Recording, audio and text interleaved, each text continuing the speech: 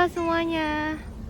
Teman-teman udah nonton video aku yang sama Bang Yusuf yang judulnya berbagi cerita masa lalu?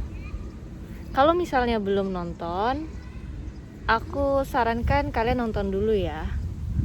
Soalnya hari ini aku akan cerita tentang aku pergi ke klinik Opjin ya teman-teman, untuk ngecek kehamilan aku.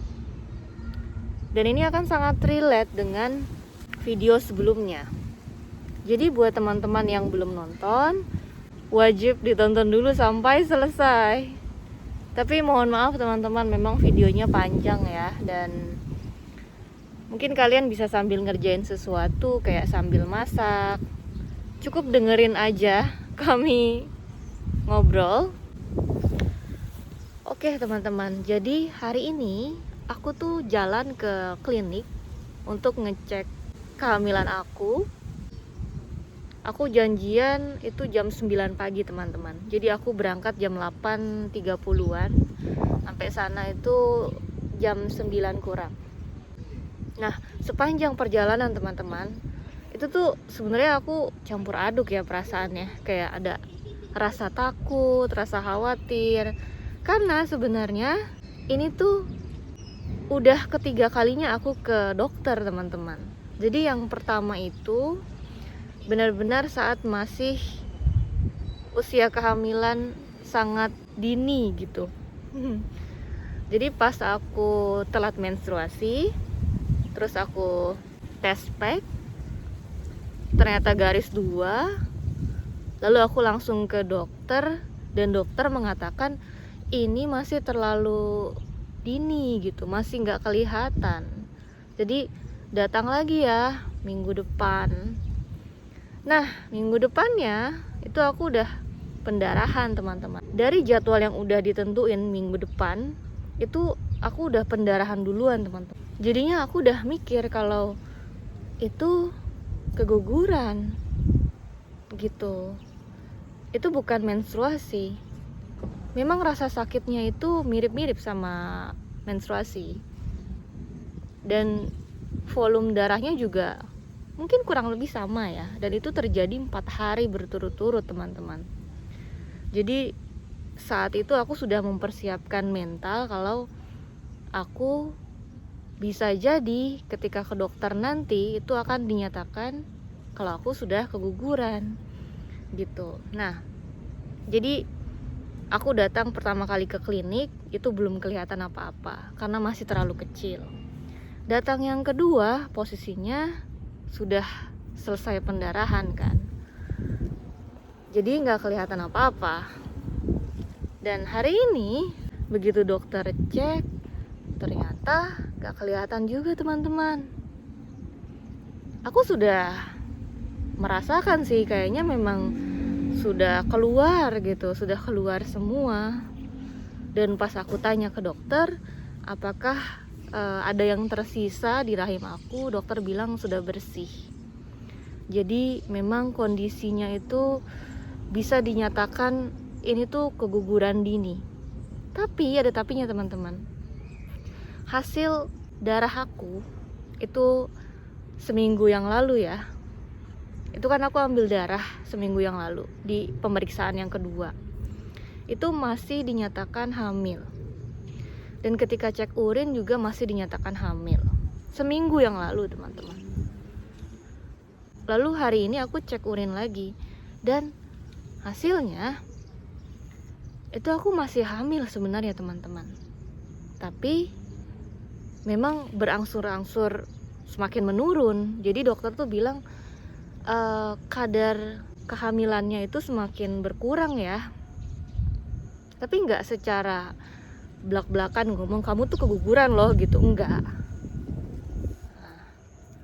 Setelah cek urin, setelah USG, itu aku disarankan lagi untuk cek darah teman-teman sekali lagi. Ini sakit. Sedangkan seminggu yang lalu tuh pas aku diambil darah nggak begitu sakit, tapi hari ini sakit banget. Nah, jadi hasil darah hari ini itu akan keluar 2 minggu lagi. aku akan datang ke klinik 2 minggu lagi teman-teman, tanggal 29 Juni gitu. Tapi teman-teman, tapinya banyak ya. Tapi ketika di USG itu ternyata terdeteksi ovulasi teman-teman.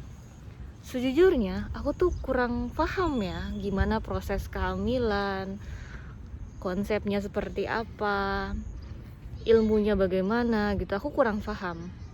Tapi yang jelas dokternya tuh bilang kalau ini pada saat aku USG itu kan kelihatan ada bulatan ya teman-teman. Aku nanya itu apa sensei gitu, apakah itu kantung kehamilan? Bukan ya, jadi ini bukan kantung kehamilan, tapi ini adalah ovulasi, kamu sedang ovulasi gitu. Jadi ya mungkin kurang lebih sensei mengatakan seperti ini. Kalau sudah ada tanda ovulasi ini, berarti pelan-pelan kondisi tubuh kamu dari yang tadinya keguguran itu perlahan akan membaik gitu, akan berangsur-angsur menjadi normal kembali gitu. Jadi sensei bahkan dokter memperkirakan seminggu lagi aku akan menstruasi. Tapi bisa jadi tidak teman-teman. Kok gitu.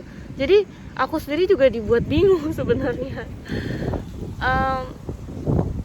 Karena secara hasil tes lab dan semuanya tuh masih mengatakan dengan jelas kalau aku tuh masih hamil teman-teman. Aku mikirnya, oh apa mungkin jaringannya tuh memang masih ada, maksudnya masih terdeteksi hamil. Yang kemarin itu benar-benar tidak sepenuhnya tidak sepenuhnya udah selesai gitu aja. Tapi satu hal yang sudah pasti adalah kondisinya hari ini di rahim aku itu bersih teman-teman. Yang aku takutin itu kalau misalnya keguguran terus masih ada sisa gitu kan, sehingga harus dikuret, harus dibersihkan. Itu yang aku takutin. Jadi aku sampai bilang ke dokter, aku sudah mempersiapkan mental aku akan keguguran, aku akan kehilangan.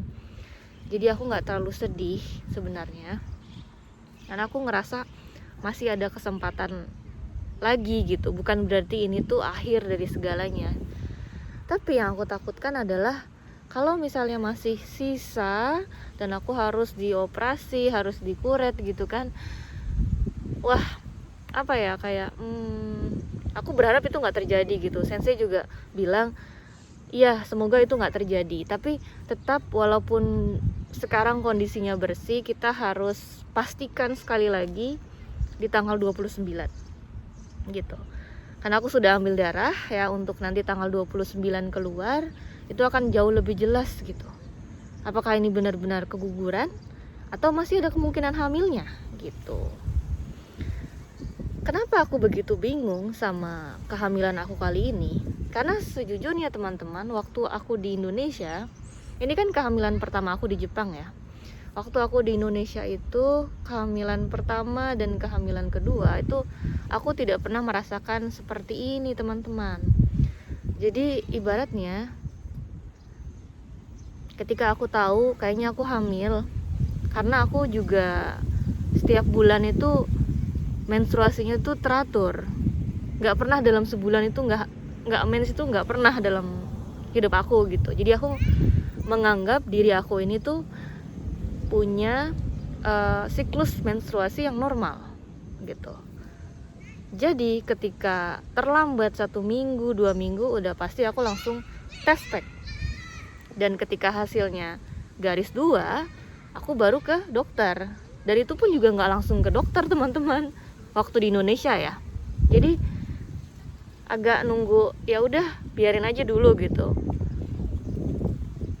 nggak harus langsung ke dokter. Karena hamil pertama dan hamil kedua tuh seperti itu, tidak pernah melihat langsung pendarahan, tidak pernah ngerasain seperti ini. Jadi ini adalah pengalaman pertama aku yang aku sendiri masih perlu belajar lagi kenapa bisa terjadi seperti ini ya gitu.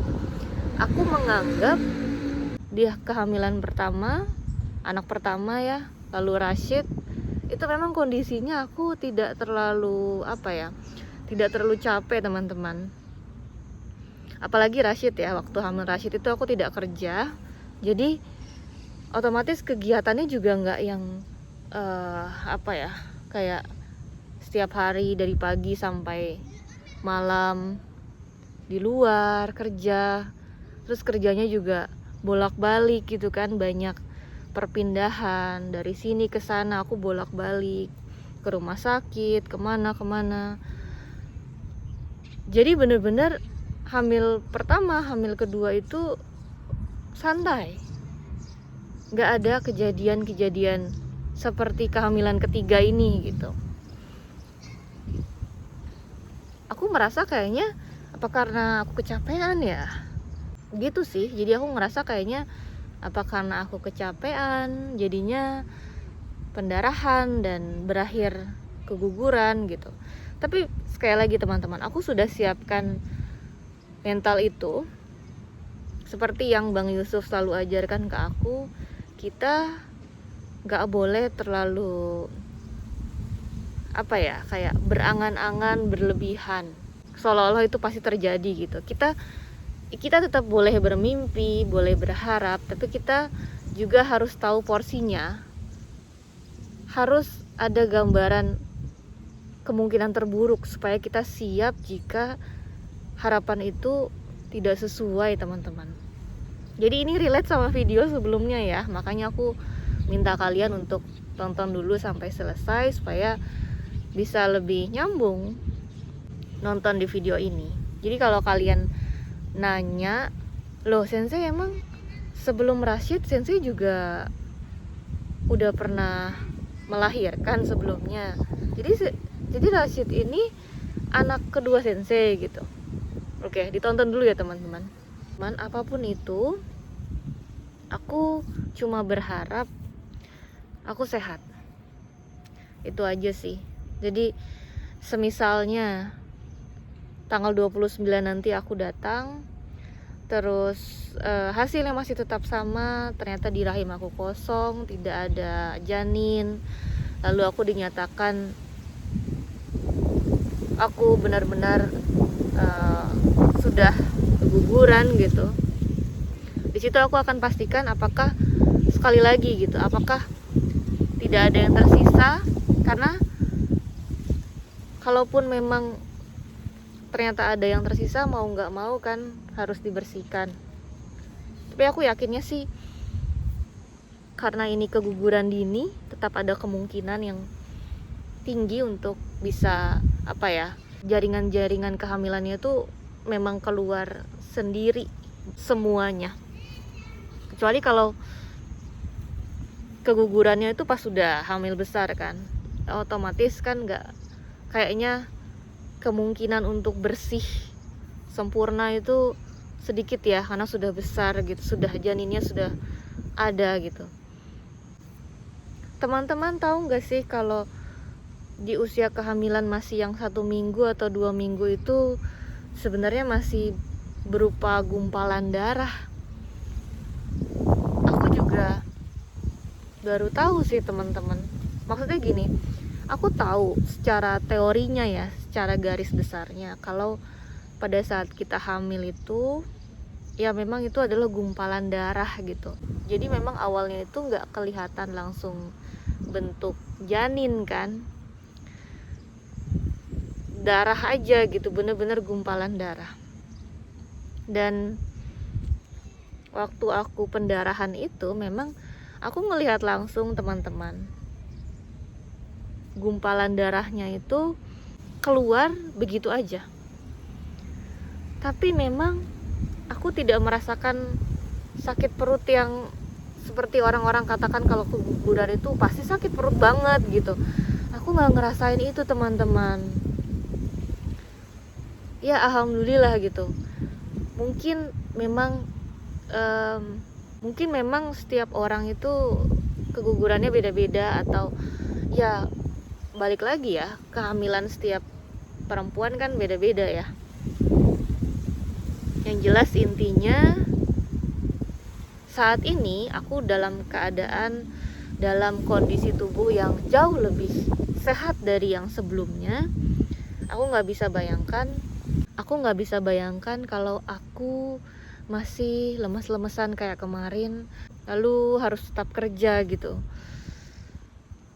Setelah pendarahan itu aku langsung seger ya teman-teman. Jadi benar-benar nggak ada rasa lemas lagi, kayak normal aja, kayak aku sebelum-sebelumnya. Nah, karena itulah aku semakin yakin kalau kegugurannya itu udah selesai. Jadi sudah keluar semua, sehingga badanku udah jauh lebih fit gitu. Cuman, ada cumannya nih teman-teman. Kadang-kadang aku masih mual ya. Kadang-kadang aku masih mual dan gejala-gejala kehamilan mudanya itu masih ada gitu. Dari hasil tes lab hari ini pun sensei mengatakan kamu tuh masih hamil sebenarnya. Jadi aku tidak bohong ya teman-teman. Kemarin di video kemarin Bang Yusuf juga mengatakan sensei itu lagi hamil karena memang secara aktualnya memang masih dinyatakan hamil, hanya saja butuh waktu untuk benar-benar memastikan. Ya, yang paling baik adalah di tanggal 29 itu teman-teman. Jadi dikasih jeda 2 minggu untuk bisa dilihat ya kira-kira gimana. Apakah tesnya akan berubah atau tetap sama? Kita belum tahu. Kita lihat saja ya teman-teman nanti 2 minggu lagi. Aku akan coba untuk bikin video lagi untuk nyeritain update-nya ke kalian. Dan cerita hari ini bisa ngebuat aku lebih semangat lagi untuk ngejalanin hari-hari ke depannya ya teman-teman. Karena dari besok aku mulai kerja lagi seperti biasa. Jadi harus disiapkan tenaganya, juga mentalnya, dan kondisi yang lebih baik. Tenang aja teman-teman, aku nggak sedih atas kejadian ini. Walaupun ini masih bisa dibilang masih abu-abu ya. Keguguran, tapi ada kemungkinan hamil, ada kemungkinan ini, itu. Aku tetap berusaha untuk terus yakin dengan hal-hal baik yang ada di depan aku. Kayaknya cerita aku segitu dulu ya teman-teman. Oke, kalau gitu aku pamit dulu hari ini. Terima kasih sudah mau dengerin curhatan aku. Semoga kita semua dikasih sehat terus ya. Dan tetap nantikan video-video aku yang lain. Bye-bye.